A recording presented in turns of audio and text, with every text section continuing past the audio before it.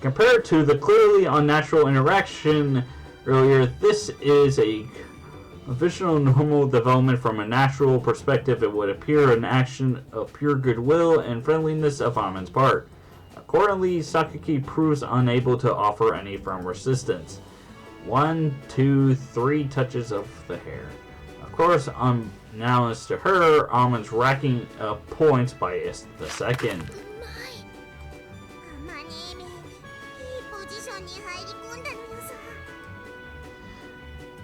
Having won Sakaki's trust for the moment, Amen no longer has any need to employ risky, aggressive tactics. As she steadily racks up the points, Makina and Sachi's face grow increasingly tense with desperation.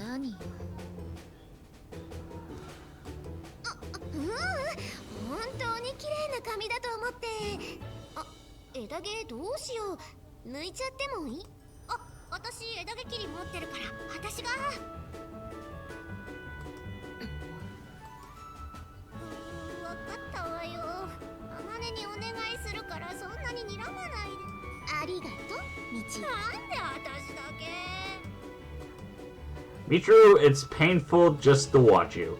The girl's thoughts are written too plainly on her face, especially when she's up to no good. Sakaki's going to shoot her down every time. Perhaps this will inspire her to take a good long look at herself. On the other extreme, Amen is already coasting into a leisurely victory lap. Combing through Sakaki's hair, she snips out the split ends with the scissors she borrowed from Michiru, and she's racking up another 10 points with every centimeter she harvests. She's already well into triple digits. Although Sakaki's keeping her expression blank, reaction to Amen's fiddling with her hair, it appears to be something like relaxed boredom. Putting aside the points in this silly contest, it seems like they really might be getting friendlier.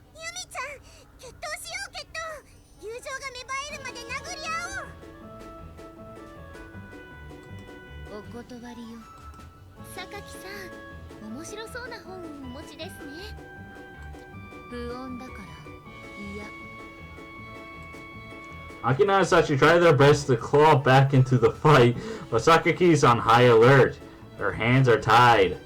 At this point, it's no exaggeration to say that match is all but decided.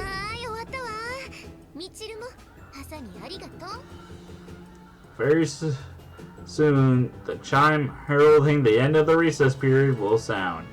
At that moment, this battle will be concluded as well. Sitting comfortably on a commanding lead, Ame refrains from touching Sakaki's hair longer than necessary, bringing the grooming session to a natural end. Long since out of the running, Michiru seems distant to end the match with an inept 0 points. As Ame hands over the scissors, they slip through the dejected Michiru's hands and clatter against the floor.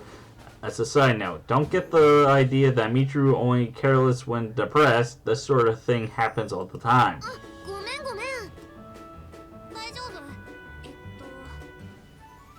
Dropping down under the desk, Michiru crawls forward a bit in the direction of the group. Picking up the scissors, she immediately begins to stand by. Michiru's head lunges toward her like the world's clumsiest uppercut. Sakaki's instinctively reaches out with her hands to defend herself. Of course, in those hands, she's still holding the book she's been protecting all this time.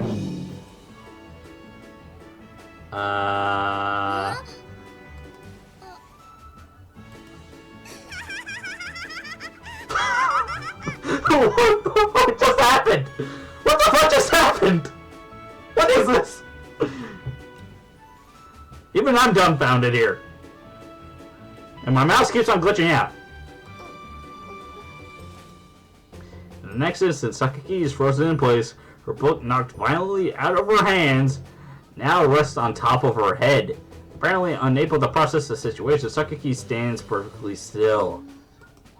Sakake's face is blank with dazed confusion. The hardcover book lies open across the crown of her head like some bizarre helmet.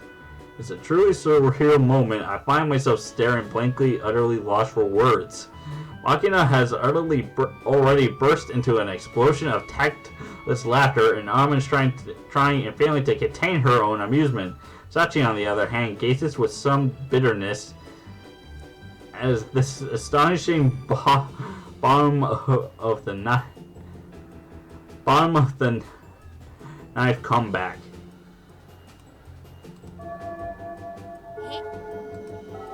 And in that moment, the bell echoes through the classroom, ending the contest.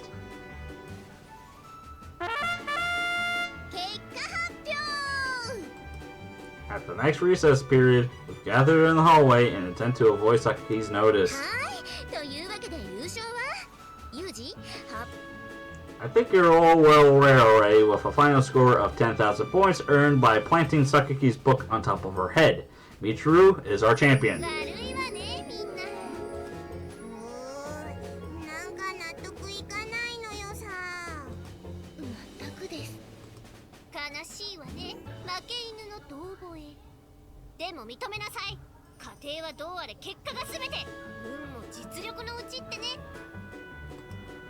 Michiru may have been completely nonplussed by her victory at first, but upon grasping the situation, she instantly puffed herself up like a peacock.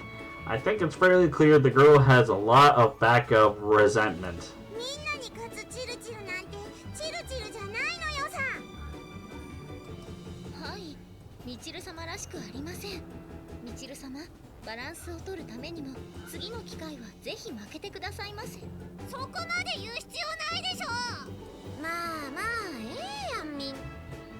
Amon offers the group vague, soothing words in full Kansai dialect.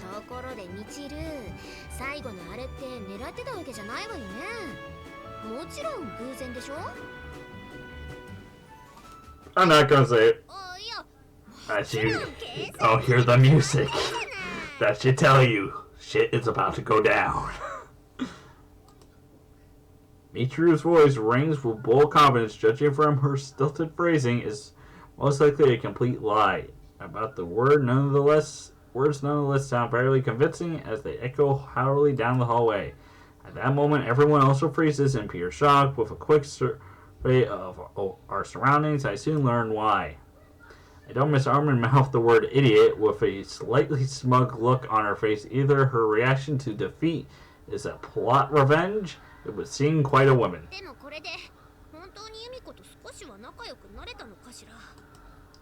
No, I think not, sorry.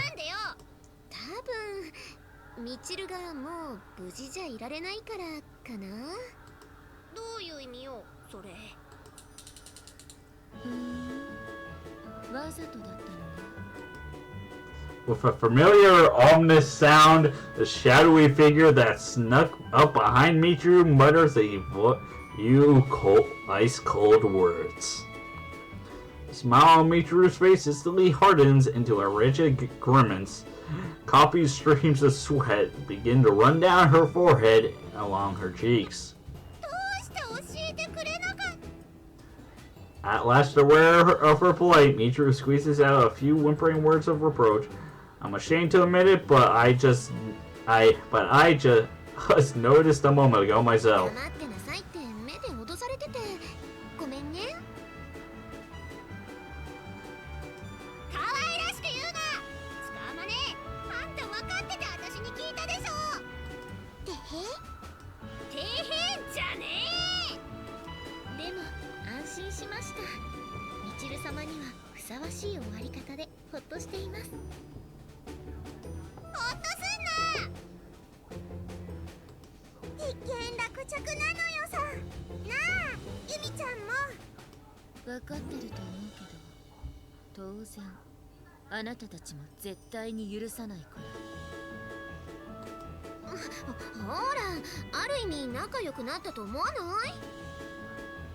You're such an optimist, Amen. Well, probably the same thing as the rest of us. Retreat, double time. Run! This day would go down at the first time in the Academy's history that all of the students were simultaneously absent from a class, but said that no one involved dare speak the reason why.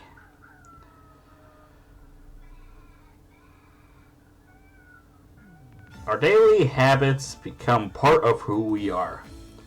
That goes for everything from the natural routines like washing your face or brushing your teeth to the obvious rituals like always moving your left leg first when you walk.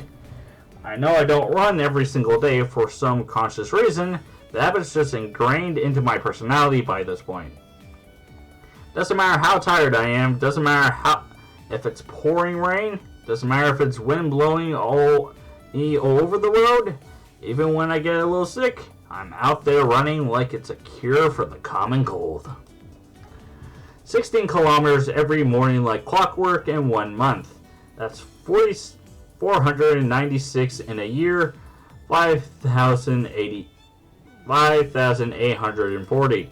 When you work it out, I'm running the distance to Singapore annually with change to spare. Pretty respectable distance if I say so myself. Not that I'm particularly aiming to go see the Merlin or try to try out the famous chicken rice. My initiatory is strictly local.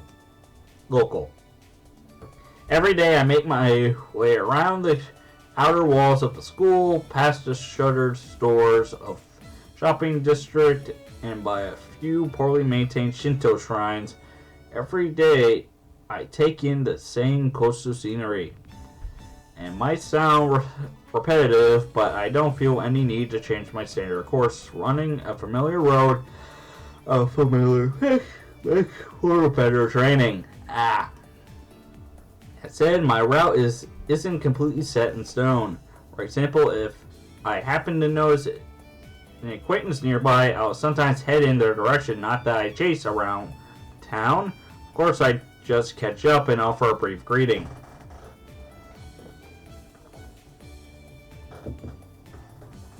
It just seems like the polite thing to do, especially when they're school friends of mine.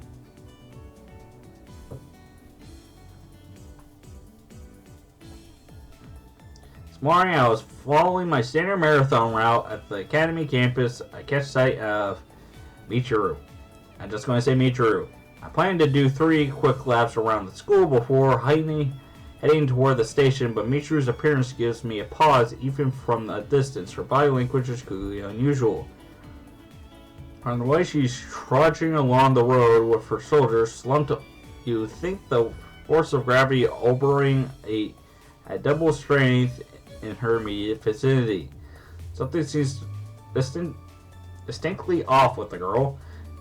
And again, it's still very early in the morning, and I don't want to disturb her privacy. Better not call out to her. So I made my way through the shopping district. I try to think of the reason why Michiru would leave the school at such an early hour. She's a little young girl to be heading to a public park for radio calisthenics. So what's your objective? When I happen to spot the girl for the second time in this one training session, my curiosity proves hard to suppress. This time I'm running along the coast when I notice her blonde hair dead ahead. She walking slowly up the same road, her head slightly bowed. At this rate, I'll catch her up very soon. When I overtake her, I can just say a quick hello. Michiru abruptly turns off my route. Before I have the chance to say anything, she vanished down a side path. Having completed my standard 16 kilometers, return to the dormitory as usual. Usually I take a quick shower next, but the uncharacteristic monologue, melancholy I could see in Michiru even from a distance seems to have left an oddly strong impression on me. It's weighing on my mind. We're classmates, I suppose can't hurt to stick my nose in every once in a while. Probably something of an excuse to myself, I wipe the sweat from my neck with a towel, then head outside the school grounds. I have to say, though, I don't understand people who dream about living in a house by the sea. The ocean breeze makes everything rust, the moisture makes it hard to dry your laundry. It's a seaside town. Sounds romantic. You probably never lived in one. Sure, you can come to love your home, whatever it may be, but let me assure you, there's nothing idyllic about drunken teenagers partying on the beach for months at a time, especially given their tendency to launch fireworks at midnight. Let's see, I'm pretty sure she was headed this way. Are we going to see her other half? Probably yes. I find Michiru seated on a high ridge overlooking the sea, aimlessly gazing into the distance. I approach slowly, but she appears oblivious to my presence. Consciously taking loud, conspicuous steps to no apparent effect. The girl's carelessness exceeds my expectations. She crumpled into herself like a load of laundry long forgotten in the hamper. More than anything else, she looks worn out, exhausted, even almost like a completely different person. I can hear the sound of waves in the distance. The sunlight is gentle this morning, the weather fair and pleasant. The location isn't bad either, but if this is an early morning picnic, she's forgotten to bring food. Teacher? Fastest way to figure out what she's doing here is probably just to ask her, but she doesn't respond to my voice. What's wrong? Waiting to get picked up by the garbage truck? Is that the case? You got a label to yourself an oversized waist? You can't pick up bottled blondes if you just get dumped one on the curb, I'm afraid. Normally a remark like this would be met with an indignant cryptic shriek of Yuki as soon as it left my mouth. But today I get nothing. Just what is going on with this girl? I repeatedly review and analyze Michiru's recent behavior. Okay, just what do we have here? Does it take long for me to reach an extremely plausible hypothesis? All the pieces fall into place. I finally get. I wasn't going to read that. I finally got the grasp of bodily distress. And I'm just gonna. Okay, we don't see her double yet. Good question. Why am I here? What do you think? Michiru has recognized my princess, but her normal bristly attitude is notable by its absence. It's not just what her armor has fallen off. It feels as though she isn't aware of her own state of vulnerability. Why am I here? That would be because I came here, therefore here I am. Understood? Either way, that's a little importance of the moment. Produce a stool sample as one.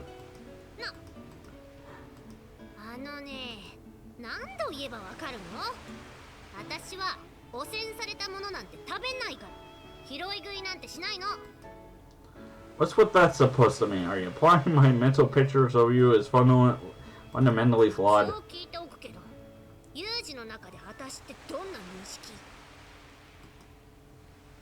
I picture you in the mountains discovering colorful toadstools. You try to shriek, "Oh my god, what's this?" It's like so cute, but before the "su" is out of your mouth, you stuff it full of mushroom. You're dead seconds later.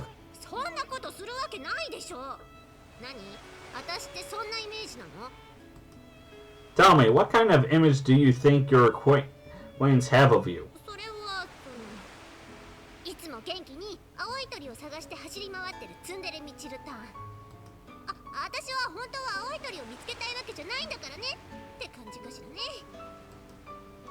If you don't want to find one, why are you chasing it in the first place?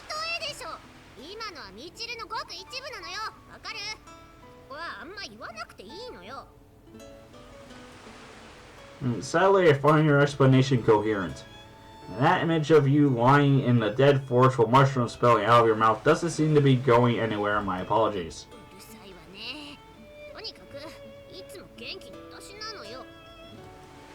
Certainly, my impression of Michiru up to date has been pretty similar to her description. A constantly cheerful idiot girl.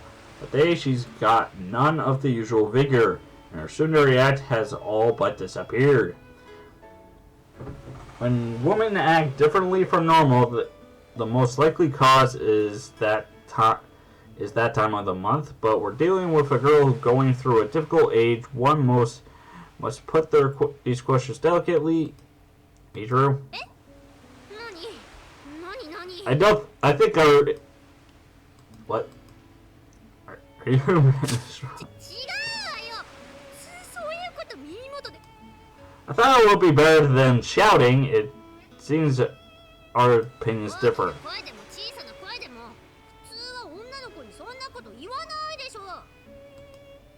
I'm simply trying to understand the situation. Is it an iron deficiency then? That won't give you anemia, but you know, it makes it easier to catch colds as well. There's no reason to stuff yourself with vitamin C like an idiot. If you forget to eat anything else, you need balance to understand balance.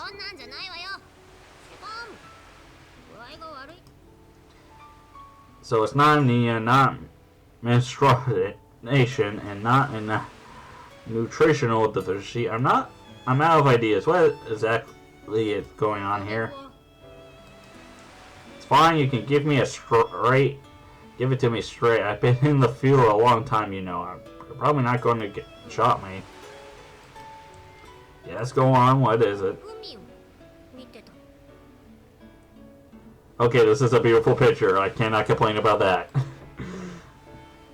Looking at... Say what? See? Michiru gives a quick, embarrassed nod, her eyes downcast. Looking at the sea. I ruminate carefully of these words. Just what hidden meaning lurks inside this brief cryptic cipher of a sentence. I know a certain Japanese organization that refers it to maneuvering grounds as the mountains. Alright, so what would the sea indicate? Nothing comes to mind. Sorry, Michiru, when you say the sea, what exactly are you referring to? The sea is the sea, which would make looking the key word. I assume you were indicating some sort of special surveillance mission. Was I missing some crucial context?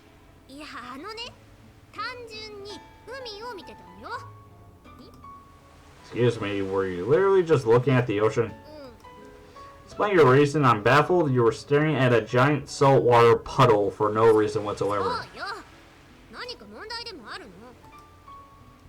Of course there is. The first and biggest problem is that you don't see anything wrong with it. Listen carefully. Time is not an infinite resource. You only get so much. Our lives are brief. How to make use of the precious time we're given is an absolute essential problem. It's one thing if you're never given the opportunity to make your own choices. Some people spend their lives following orders from others. If that's the only path open to you, then you just have to deal with it as best you can. But you, my friend, have the good fortune to be free, and you're choosing to use your time staring at the sea for no reason at all. I find that extremely hard to understand. As your classmate, I request that you produce a acceptable reason for looking at the sea. Understood?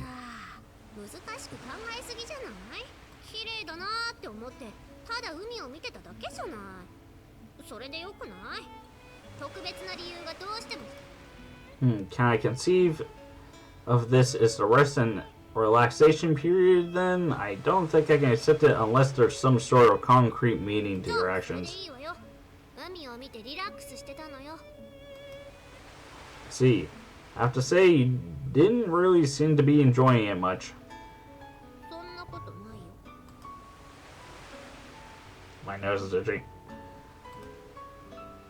Okay, this is part 5.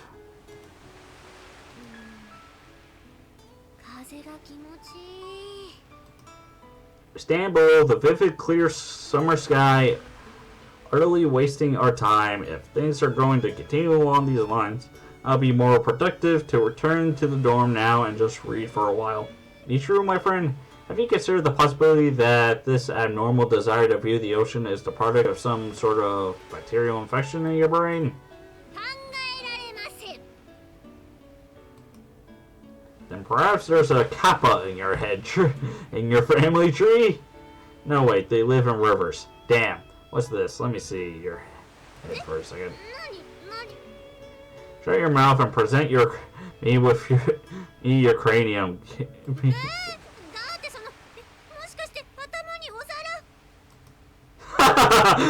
The kappa! Even though it was a mistake and it was just a giant salamander for those past ages that are big, really, really big, and they can eat children. Pull Michiru's head toward me and quickly pluck out a single hair. Along her mass of thoroughly bleached blonde locks, there was a single pure black strand.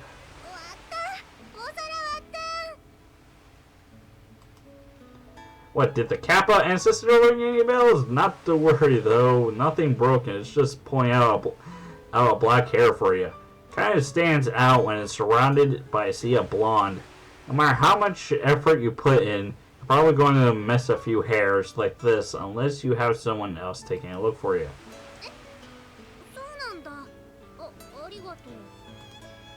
You got some cucumber bits around your mouth, by the way.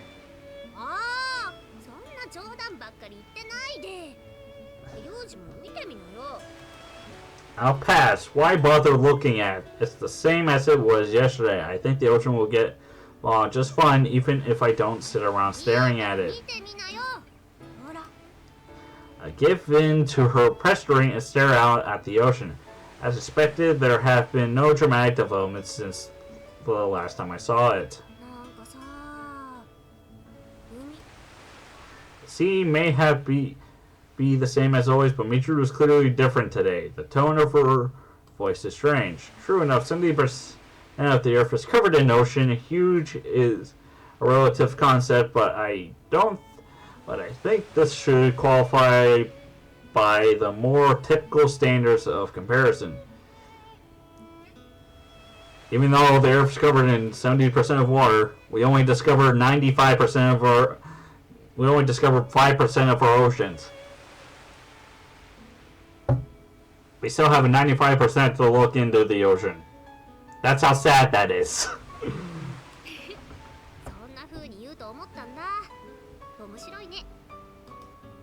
Michiru laughs, inexplicably amused by this simple statement of fact. But in the next moment, that usual serious expression is back on her face.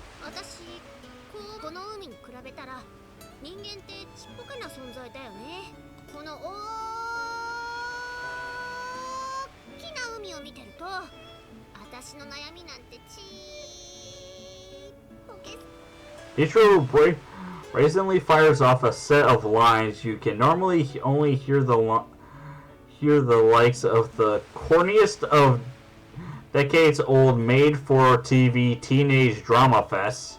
If she's not initially quoting something, this is out as hackened-eyed and cliched as well. What's more, she's not remotely sheepish about her trips. Words fascinating. Maybe I'll take a look inside her head and see how the machinery works, and on to the next part of this session.